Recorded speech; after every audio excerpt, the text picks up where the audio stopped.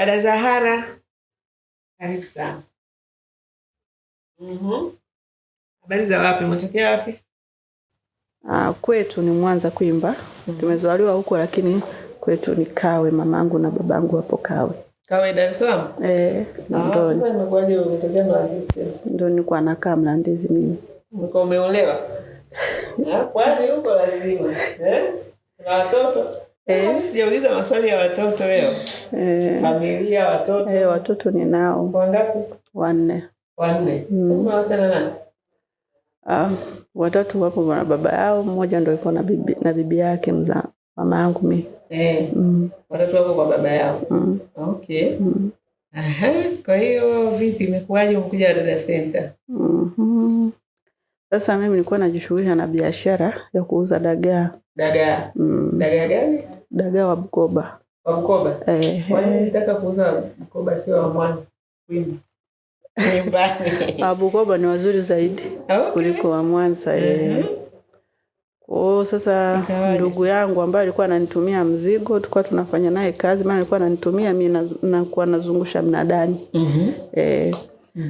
Basi mwezi sasa hivi na nusu tulikuwa tumefikia kwenye kiwango cha 1,400,000. Tulikuwa tumeanzia chini kabisa kwenye ndoo moja 50,000 nini. Basi nilipomtumia hiyo hela basi akaniambia ameibiwa. Basi au ni ndugu yangu tu, tumezaliwa sehemu moja. Basi na yeye kwa sababu na yeye kwa naona ni mpambanaji, alafu yupo na matatizo kama ya kwangu. Matatizo yako ni yapi? Matatizo ya familia, kuhudumia familia kwa mwenyewe nini tu kama hiyo. Single mother. Kwa nini? Inatokea historia hizo kama kwenye maisha inatokea. Basi nikaona na yeye tunaweza tukafanya kazi tukasaidizana, maisha yakaendelea, ndio tukafika huko juu tunakotaka. Tukapata vitu vingine zaidi kama kujengea watoto nini. Basi mimi nilipokuwa nafikiria baadaye akanigeuka hivyo. Nimemtumia hela basi akaniambia imeibiwa, sio watoto wameibia. Watoto wake wameibia. Ni rahisi tu hivyo. Kwa kweli huyu dada yangu ni mtu ambaye anajihusisha na vitu vya mikopo sana. Mikopo muda wote anakuwa anadai. Kwa hiyo mimi kumwangalia kunilipa itachukua muda kwa kweli. Hata kama nikienda kumshtaki nini siwezi nikaipata kupata hata mtaji mwingine. Sasa niliangalia upande wote mtaji sina. Kwa nipo kwenye simu nikaona sijafuatilia hata mambo mengi kuhusiana na hii Joyce Kiria. Niangalia tu ile page ya mwanzo ya inasema nani kazi za ndani, usafi. Kwa hiyo mimi sijawahi kufanya hizi kazi. Lakini kwa sababu nahitaji mtaji nijiendeleze zaidi. Nikasema ngoja nije nipambane kama nilivyokuwa napambana. Sasa utawezaje kuzifanya kama hujawahi kufanya? Okay, sijawahi kuzifanya lakini ninajiaminisha yani kwamba nitapambana, nitajitahidi. Kwa sababu sina namna nyingine yani ya kupata mtaji niendelee na maisha. Yani nimeona kama vile ni fursa. Nimeona. Ni fursa kweli. Lakini hii fursa nilichoona ni kwamba watu ambao hawana sio wapambanaji inawashinda. Alafu watu ambao washakuwa kama hivyo wameolewa, wana maisha yao, wana miji yao, ni ngumu kumpeleka kwenye nyumba ambayo anaenda kuanza kutumwa sasa. Maana hizi kazi za kwenda kutumwa, kusikiliza maelekezo ya bosi wako, anakuajiri, anakuelekeza, anakutuma fanya hiki, fanya kile, unamhudumia, unaweza? Sasa ni bosi. Sasa bosi, ngoja kwambie bosi. Maisha yote yana ugumu. Hata hivi unavochukua mzigo, unazunguka mnada huu, kesho unazunguka huu, kesho unazunguka huu. Yani muda wote unazunguka, yenyewe ni mapambanaji makubwa sana. Magumu sana sana. Yeah. Kwa hiyo ndo maana nimejiaminisha kama naweza nikapambana kwa namna hii, labda na hapa naweza nikapambana. Kwa hiyo nikajiaminisha hivyo. Kasema ngoja niulize kama labda kwa umri wangu, kwa sasa ninayo, labda unaweza kanichukua kulingana, kwa sababu nyewe ndo mmezoea hizi kazi, mnajua kinachoendelea. Mimi na 37. Yeah, sasa kwa mtu ambaye anajiamini kama wewe, unayesema unajiaminisha kama unaweza kuzunguka kwenye minada tofauti, basi kuosha vyombo vizuri, kufua, kufanya usafi, kulea watoto, wewe mwenyewe ni mama wa watoto 4, hiyo kazi haiwezi kukushinda. Unajiaminisha hivyo. Labda mafundisho, maelekezo, mazingira mapya. Lakini pia kingine kikubwa zaidi, nafikiri unaweza kweli ukawa una ujuzi wa kufanya hizo kazi na ukazifanya, lakini kingine kinachowashinda watu ambao tayari wanaonekana ni wakubwa ni ile hali ya utii.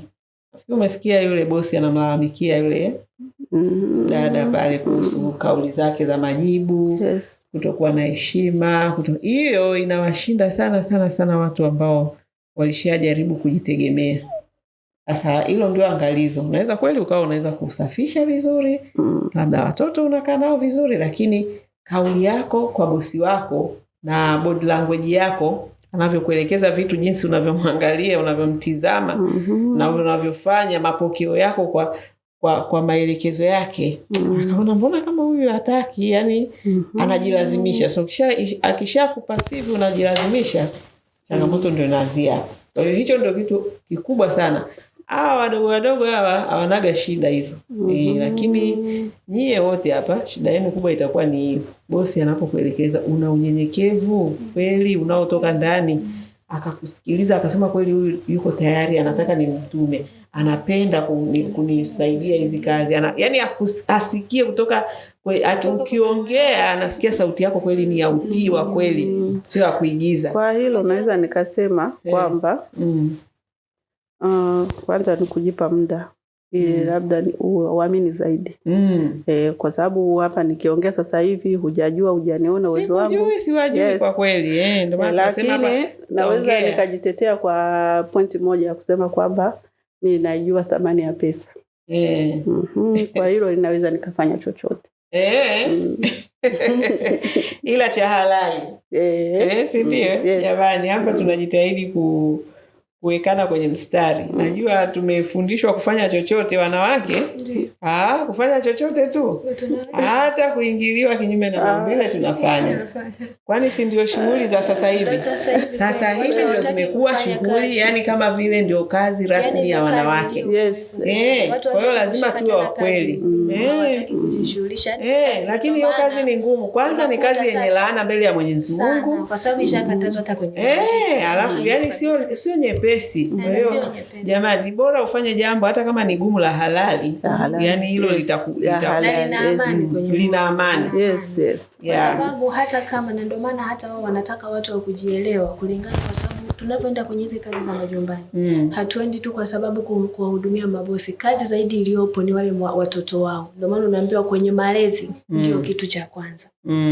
Na maana ndio maana wanataka mtu dada akija awe anajielewa, mtu ambaye anajitambua kwamba hata huyo mwenye nyumba yake akitoka anaacha watoto, anajua kabisa kule nimetoka, nimeacha mtu kweli pale nyumbani. Kwa sababu watu wanaangalia vitu ambavyo vinaendelea. Ndio maana wanaona kabisa nipeni dada fulani ambaye kidogo hata akiacha anakuwa na amani kwenye moyo wake. Sasa ndio hao dada tutawatoa wapi? Maana wengi ndio hao. Unampeleka kazini, anakaa siku 2 anaondoka. Anarudi.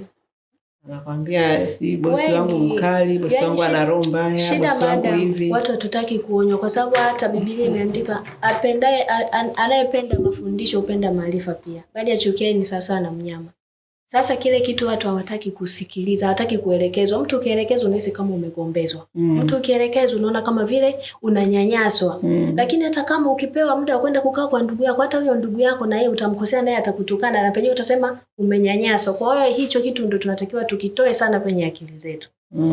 Yaani yale kuonywa ni kitu kikubwa sana, kwa sababu lakini wengi hawapendi. Tena mshakuwa nyewe watu wazima, Ukisema kidogo tu basi. Lakini nimependa ulivyosema nani dada Zahra. Umesema unaijua hela, unajua thamani ya pesa. Ninapotafutwa kwamba unaitafuta kwa nguvu kwa jasho. Hamna hela nyepesi. Hamna hela nyepesi. Yaani nimependa sana hiyo, ndo nataka tu. Kwa mtu kweli anayejua thamani ya pesa, lakini ambaye ana maadili, ataitumikia kwa unyenyekevu mkubwa. Kwa unyenyekevu mkubwa. Huwezi ukipata bosi hata kama ni mdogo kama huyo, bado utamheshimu. Kama unajua kabisa mwisho wa mwezi atanilipa hela yangu, utamnyenyekea, utamhudumia. Huyo ndio mtu anayejua thamani ya pesa. Umeona? Haya jamani, mimi nawatakia kila laheri. Asante, tunashukuru sana. Nendeni mkapambane. Ukipambana kweli utatoka kwenye maskini. Ila ukirukaruka ukaleta ujanja, sijui bosi wangu mkali, bosi yule anagubu, bosi, utabaki kwenye umaskini. Na adui yako sio ndugu yako yoyote, ni uvivu wako. Yaani hivyo ndo tunavyomaliza. Adui yako ni nani? Ni uvivu wako. Kwa sababu bosi wako yuko pale ana hela zake. Na yuko tayari kumlipa mtu ambaye atamtumikia, atamfanyia kazi zake vizuri. Wewe kama unaona anagubu, anakuelekeza unasema anagubu, au anapiga kelele, au ariziki, sio au nini. Ni uvivu, wewe ni mvivu. Ni mtu usiyetaka kujiboresha, ni mtu ambaye viwango vyako vya utendaji wa kazi ni vidogo sana. Kwa hiyo hustahili kupata pesa. Hustahili kabisa. Utakapojiboresha na kufanya kazi kwa bidii na utii na maadili, hapo ndipo utakapoanza kuiona pesa. Kwa hiyo jamani, karibuni sana na kila laheri. Asante sana.